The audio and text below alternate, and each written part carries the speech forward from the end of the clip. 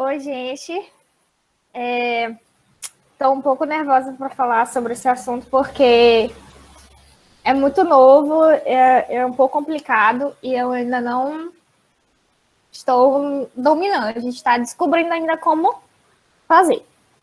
Enfim, minha apresentação hoje vai ser sobre a funcionalização geométrica e química de sondas de FM para medidas de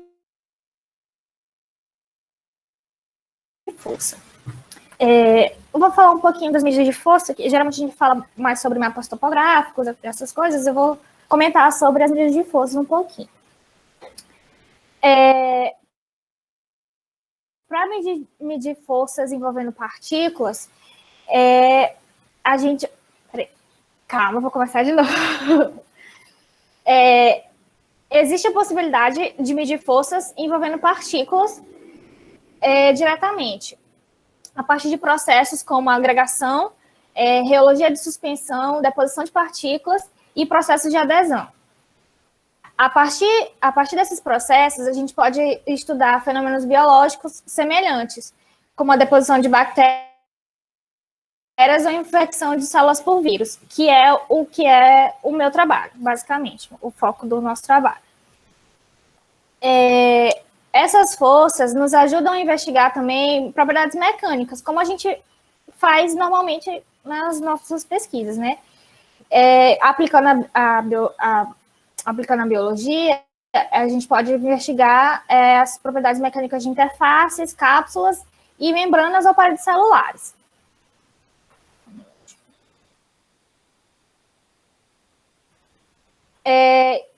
Essas medidas, elas nos dão informações reológicas, informações de deformação, sendo ela elástica ou plástica. Quem assistiu o meu último seminário viu que eu falei um pouco sobre deformação de capsídeo, essas coisas. Não tem bichinho. Aqui nessa figura, vocês conseguem... Não aparece apontador, né? Enfim. Aqui nessa primeira figura, tem um exemplo de força, um exemplo de força de interação. Aqui é simulando o rolamento de um leucócito na parede endotelial. Aí embaixo tem o esquema, né, de como essas forças são apresentadas no AFM. Primeiro tem o contato, né, quando, por exemplo, nesse caso, o leucócito toca na selectina. Tem a força inicial, que é uma pequena força, e a força de pull-off, né, que a gente chama de adesão, quando se segue o rolamento, e o desligamento, que é quando parte a junção selectina-ligante.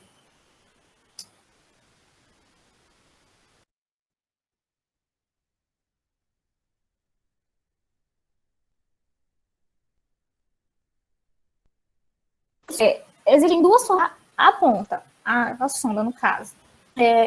Existe o método geométrico, que é quando a gente fixa uma continha, uma esferazinha, que a gente chama de bead, na ponta. Pode ser diretamente pode na ponta mesmo, ou diretamente no cantilever.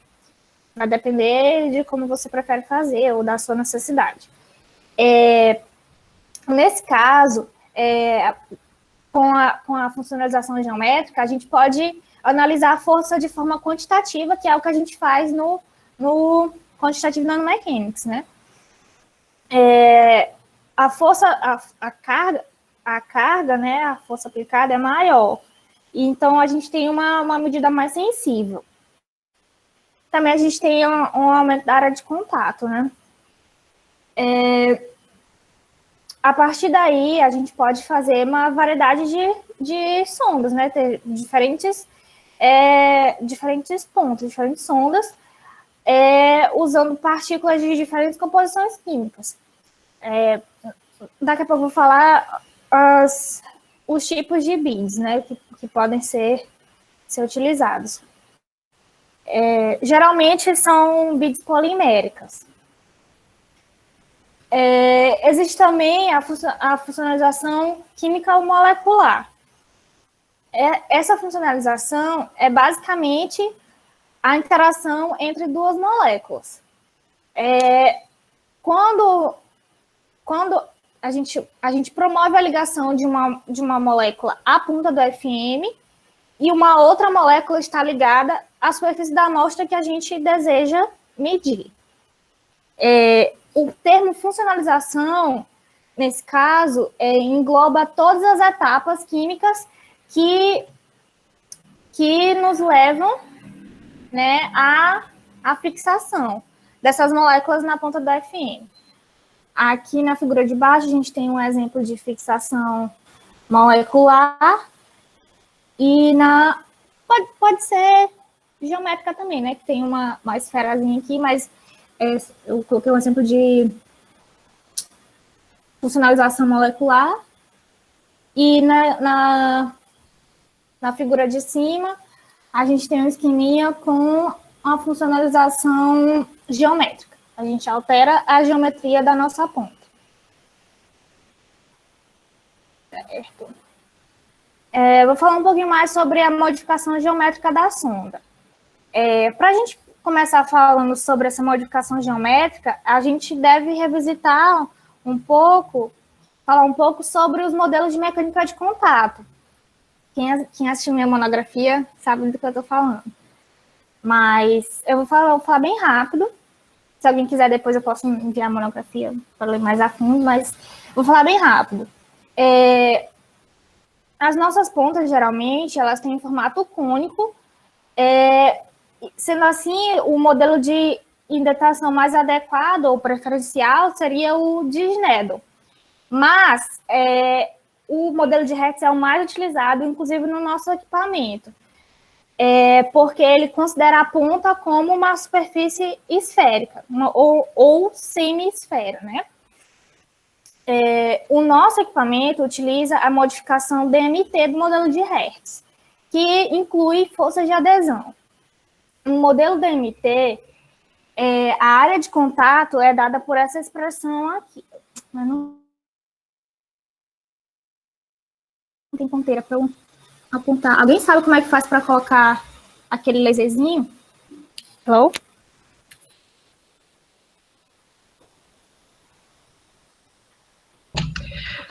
Mas é só tu dizer a expressão 1, a expressão 2, a expressão 3, botão direito que a Carol tá falando.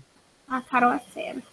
É fera. A Carol tá aí direto nas aulas virtuais. Pois pode continuar. Não achei, não. Enfim, mas essa primeira expressão aqui, A igual a R sobre K, é muito chato ficar lendo a expressão, né? Mas essa primeira expressão, ela demonstra a área de contato para o modelo DMT, modelo matemático, que é o que a gente utiliza no nosso equipamento. O modelo DMT, como eu comentei, ele leva em consideração as forças de adesão, o que é ideal para nossas medidas de força, né? Certo. E aqui a gente tem a expressão para força de adesão no caso do modelo DMT. No geral, a força de adesão ela é a composição dessas forças aqui, a força eletrostática, as forças de Van der Waals, as forças capilares e as forças de ligações químicas, né? Aqui nessa imagem do lado a gente tem a demonstração do modelo de Hertz, né? Que é o esférico ou semi-esférico, e modelo cônico. Certo. Como que se dá essa fixação dessas esferas na ponta? Bom, geralmente se utiliza fixadores poliméricos, ou seja, colas, né? As colas são os fixadores mais utilizados. Existem as colas epóxi com solvente, né? Onde a gente mistura o solvente na cola e depois aumenta a temperatura para o solvente evaporar. mas eu acho mais complicado, né? No laboratório, a gente fez com cola epóxi de 2 componentes, que é aquela que faz a misturinha. Também é possível fixar as beads na ponta utilizando selantes de baixa pressão no vácuo. Sendo assim, quando a gente utiliza a cola, a gente está sujeito a uma contaminação, tanto da nossa ponta, quanto da nossa amostra, quanto da nossa bead. Enfim, para solventes orgânicos, isso não pode acontecer, porque existe a possibilidade da cola ser dissolvida e aderir à superfície, né? Ocorrer a dissolução. Então, a gente não pode... Isso, às vezes, é complicado. Por isso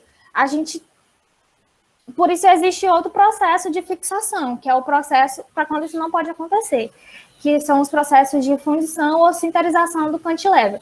Nesse caso, a bead já vem fixada de fábrica. Já vem fixada de fábrica na ponta. Alguns exemplos são quando a gente precisa de beads poliméricas, que nesse caso acontece o aquecimento, né, até a próxima temperatura de transição do polímero para se fixar a ponta. E existem também as beads de vidro de borosilicato, que é um processo mais complicado, utilizando glicerol, que serve para aderir a partícula no cantilever pelas forças de capilaridade. Depois, se aumenta a temperatura até o ponto de amolecimento, né, para o glicerol evaporar e, de fato, fixar a partícula na ponta, no cantilever. Geralmente, quando a bead vem fixada já por fundição ou sinterização, não vem com ponta, vem essa imagenzinha da esquerda. Já é direto no cantilever.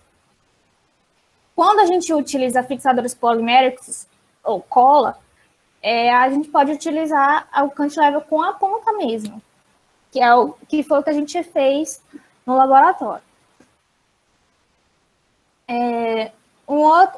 O segundo processo de funcionalização da ponta é chamado de modificação químico-molecular. Como eu mencionei, né, a funcionalização ela compreende todas as etapas necessárias para fixar as moléculas na ponta do FM. Geralmente, se faz esse tipo de processo para biomoléculas, com biomoléculas, e geralmente são para interações de ligação, como exemplo anticorpo e antígeno, ou receptor ligante, esse tipo de processo proteico e celular que precisam de forças de ligação, que possuem forças de ligação.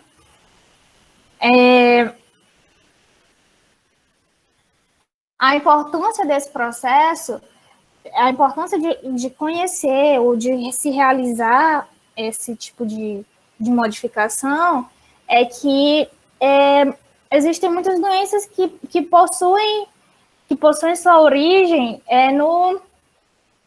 na ligação molecular, né? Na ligação molecular por exemplo, ligante receptor, como exemplo, o coronavírus, como eu falei no início da apresentação, o leucócito rolando sobre a selectina. Esse tipo de interação molecular que afeta o comportamento celular como um todo. Também é importante compreender essas forças moleculares, como eu comentei, né, entre receptor e ligante, de forma individual. Se eu consigo medir forças, se eu consigo medir interações receptor-ligante entre um receptor e um ligante é de grande relevância mesmo, né? Tanto para a nossa área como para a área da biomédica, da biomedicina.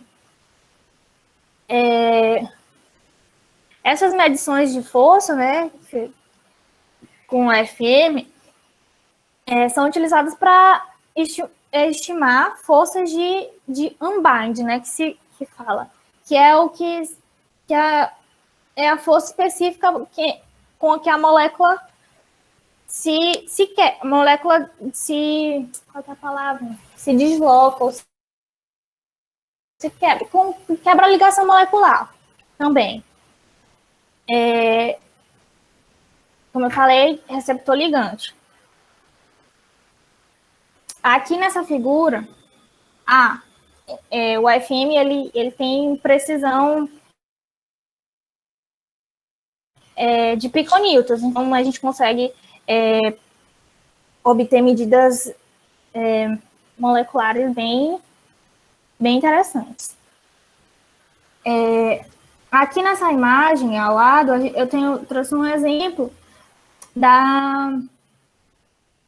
do reconhecimento molecular, força de reconhecimento molecular, em que na ponta a gente tem uma molécula qualquer, que eu coloquei A, molécula A, que estão fixadas na ponta do FM, mas na frente eu vou falar como as possíveis formas de fixar essa molécula na ponta. E a gente também tem uma outra molécula na superfície, que nesse caso aqui seriam as moléculas receptoras. E aí, nessa conjunção, a gente consegue medir a força de ligação entre esse ligante e esse receptor.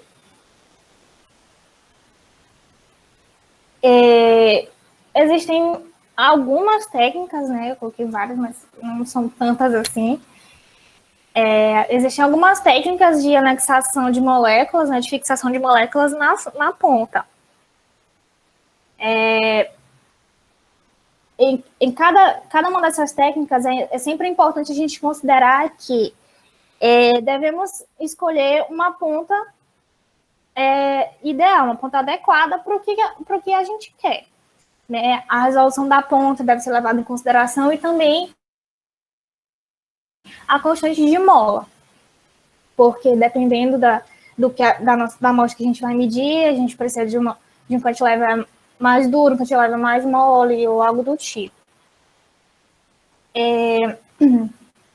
Também a gente deve se atentar para a escolha da química de funcionalização, de forma que a molécula ligante, né,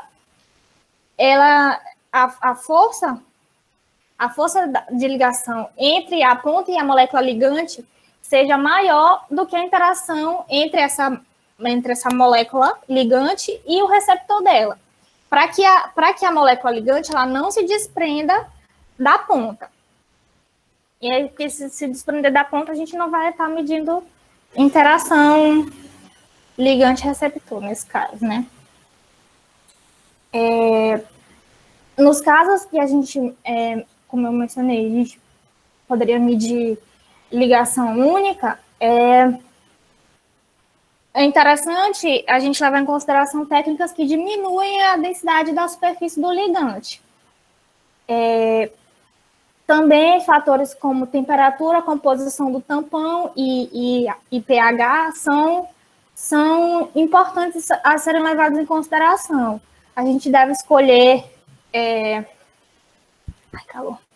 gente deve escolher valores adequados, né? De acordo com as moléculas que a gente está trabalhando, para que a gente não altere as forças de ligação entre as moléculas que a gente quer medir. Aqui um esqueminha, é só para exemplificar a fixação, a medida de ligação entre ponta e molécula.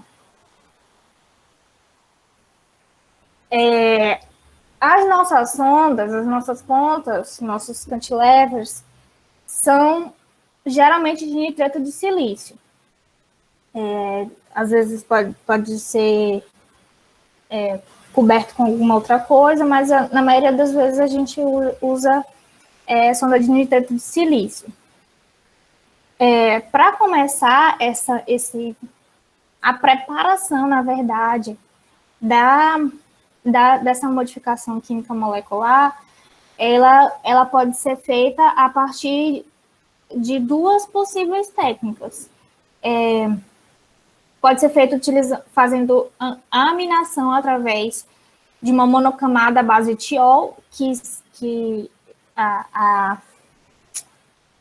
sigla é SAM, né, que significa Self-Assembled Monolayer. Tiol é um composto químico.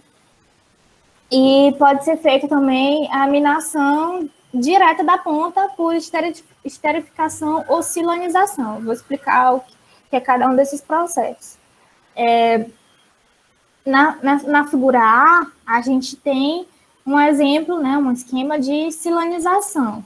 Na figura B, a gente tem um esquema de esterificação, utilizando a etalonamina. Não sei se eu falei para a professora sobre esse reagente. E na C, a gente tem a aminação através do SAM, né? E o SAM eu vou explicar daqui mais à frente. A aminação direta da ponta por silanização, ela leva... Silanização, na verdade, é um processo químico em que os silanos atuam como agentes de acoplamento. Basicamente, os silanos atuam como uma cola, só que uma cola muito específica, muito molecularmente específica, né? Os silanos, eles são os equivalentes, por exemplo, seria o equivalente, ou análogo, né, ao metano, só que em vez de ser derivado do carbono, é derivado do silício. Na silanização, como eu comentei, né, os silanos atuam como agentes de acoplamento. São eles que vão ajudar a gente a ligar a molécula que a gente quer à ponta, fixar a molécula que a gente quer na ponta.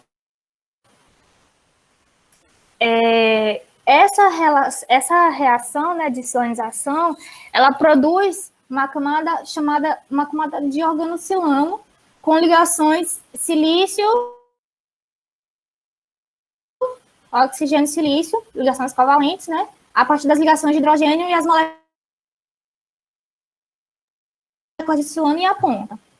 A esterificação é um processo químico que é basicamente o inverso do processo de hidrólise. A esterificação acontece quando o silanol reage, são tantos nomes complicados de falar, acontece quando o silanol reage com a etanolamina, a etanolamina. Sempre falo etanolamina, mas é etanolamina. A etanolamina é um álcool e uma amina. É uma junção de uma hidroxila com uma amina. A gente pode ver o esqueminha aqui, né? Nessas figuras, representação esquemática das moléculas de etanolamina e silanol, se ligando com as moléculas da ponta.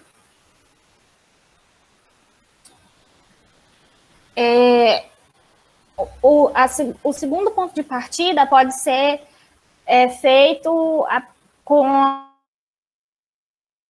a aminação, feita a partir da aminação, utilizando uma monocamada à base de tiol. Como eu falei, é o SAM.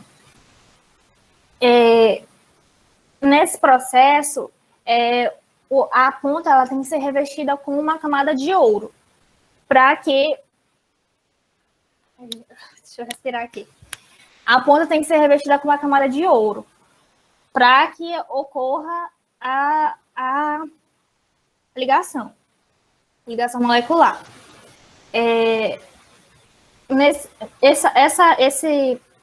Esse processo, ele tem 3 vantagens principais.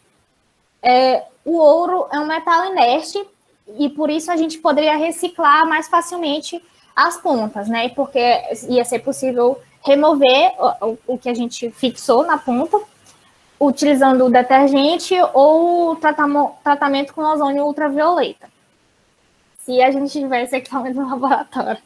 Mas pode ser feito no detergente mesmo.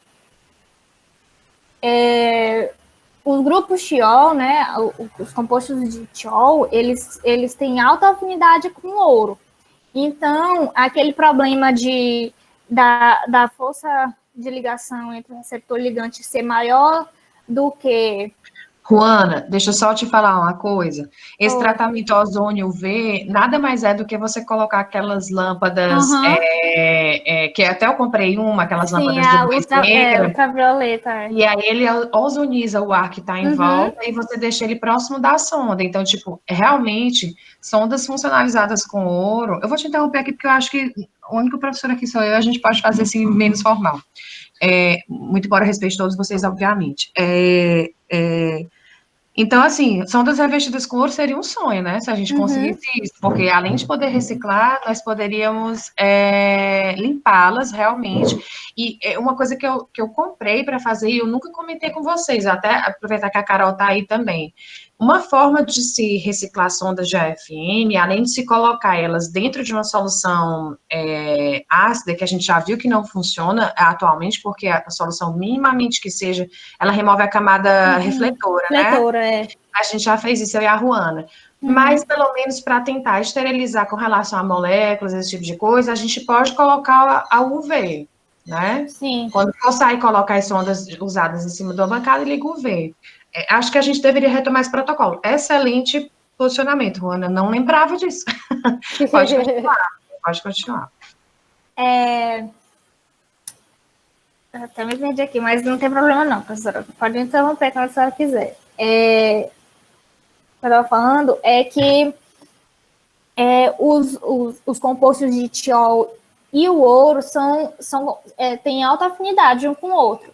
Isso elimina aquele problema que eu comentei nos outros 2 processos, que é de a força de ligação entre o receptor e o ligante ser maior do que a força de ligação entre a ponta e o ligante. Né? Isso não aconteceria nesse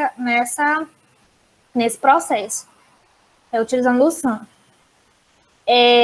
As cadeias de acila, né, que são as que formam, a gente pode olhar nessa figura, que são as que formam da interação do SAM, elas formam uma estrutura bem densa, né? De forma que isso produz uma melhor funcionalização da ponta. Ou seja, esse aqui seria o MUSH, esse processo inicial, processo de preparação, no caso da ponta, seria o mais legalzão. Só que, né, tem aquela desvantagem econômica. As pontas revestidas com ouro não são fáceis. E também um outro problema é que o revestimento com ouro, ele aumenta o raio da ponta. Ou seja, se a gente quiser uma indentação, uma indentação não, uma ligação mais...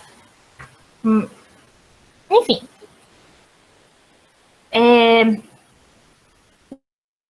Bom, depois da preparação da ponta, utilizando os processos de aminação, a gente vai começar a ligar moléculas na ponta para que a gente consiga fazer essa ligação da proteína, né? Da proteína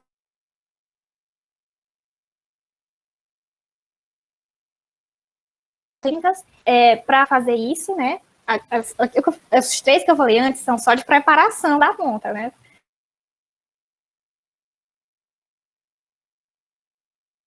Ligante, a proteína, na ponta demora mais um pouco. Existem alguns processos, né, alguns métodos, que eu não vou comentar aqui porque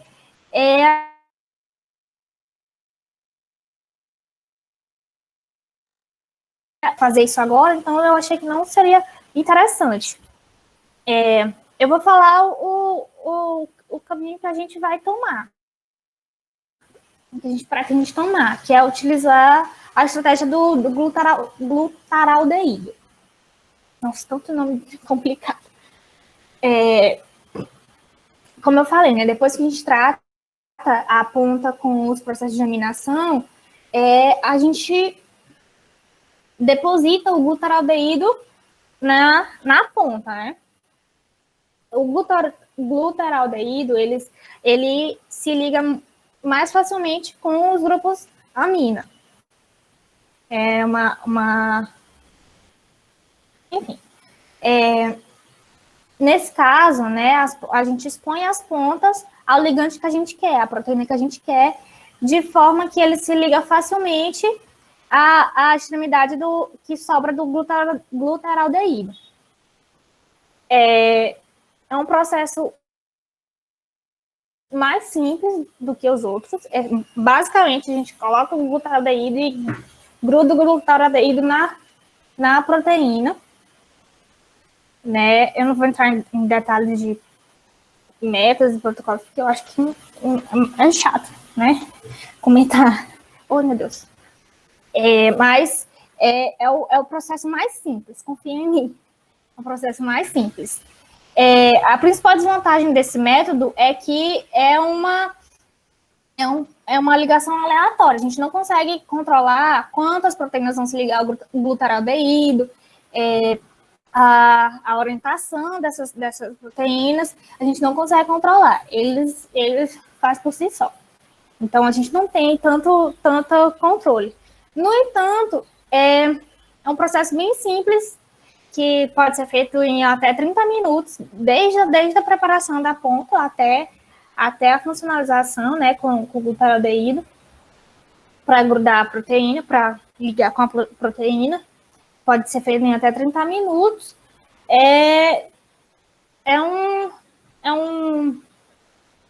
Um método geral, né? Como eu falei, o glutaraldeído se liga muito facilmente com aminas e proteínas. Juana, mas como é que é a exposição dessa sonda ao glutaraldeído? Como é que a gente faz com ela? Só mergulha no glutaraldeído? É 30 minutos de quê? De banho, como é que seria? Professora, se eu não me engano, é banho. O então glutaraldeído. Então é tranquilo demais. Se for banho, se for só você colocar a sonda dentro de uma solução de glutaraldeído e depois deixa 30 minutos dentro da solução. Aí tira mas aí tem que fazer a aminação antes. Aí a aminação é o quê? É a preparação da ponta para ligar com o glutaraldeído. Mas como é que é esse método? Eu me perdi aqui. Aqui, ó. Então, essas três... não, é o primeiro. Porra, mas é aquele que bota o tiol? Não, existem três possibilidades, né? O tiol é só uma delas. Então, entendi. A aminação que você faria seria aquela com a etanolamina. Pode ser com a etalonamina, exatamente. Entendi. Aí, como é que a gente vai meter a etanolamina na ponta? Professora, eu acredito que seja vaporização, mas eu não tenho certeza. Como é que a gente vai fazer isso? Não, eu estou pesquisando. Tá. Mas eu acredito que seja vaporização. Eu não tenho muitos detalhes técnicos. Tá. Eu estou estudando bastante ainda teoria. Tá. Pode continuar. Certo. A vantagem, né, do glutaraldeído como eu falei, a simplicidade, os outros são processos mais demorados, E ainda assim, eles rendem bons resultados, o glutarodeído rende bons resultados. O processo de interação, se a força de interação não necessitar ser, por exemplo, de uma ligação, por exemplo, ligação única, não tem problema nenhum utilizar o glutarodeído, é o mais indicado nesse caso. Mas se você precisar fazer medição única, no caso, né, de fazer medição de um ligante com um receptor, o glutarodeído não é o mais indicado, porque ele tem essa desvantagem de fixar as proteínas de forma aleatória. Não tem como controlar a densidade, né, de proteínas. Enfim, basicamente é isso a teoria dos processos de funcionalização da ponta, e eu vou comentar rapidinho a aplicação desses processos, dessas técnicas, no caso, né, na minha pesquisa.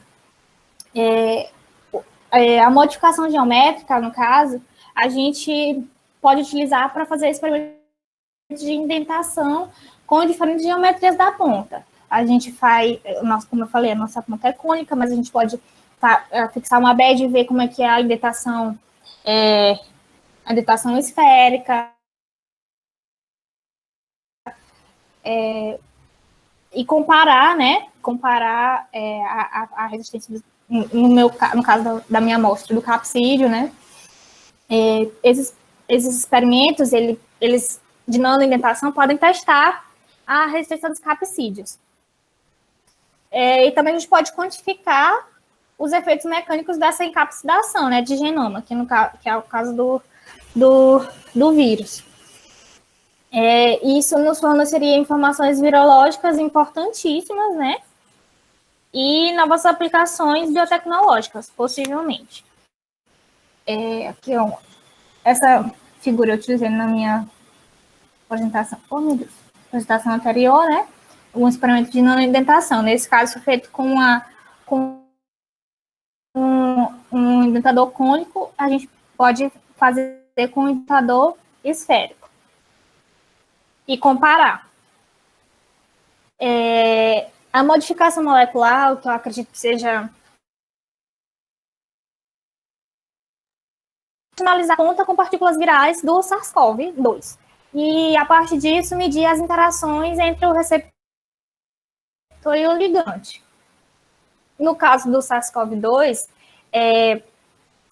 a infecção das células acontece através da ligação entre a glicoproteína S e o receptor celular.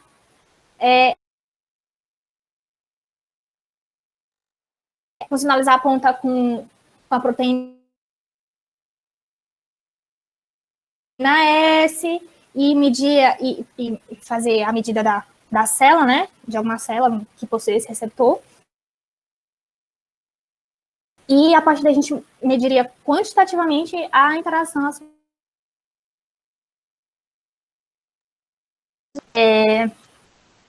É isso. Espero que vocês tenham gostado e não tenham perguntas. Obrigada.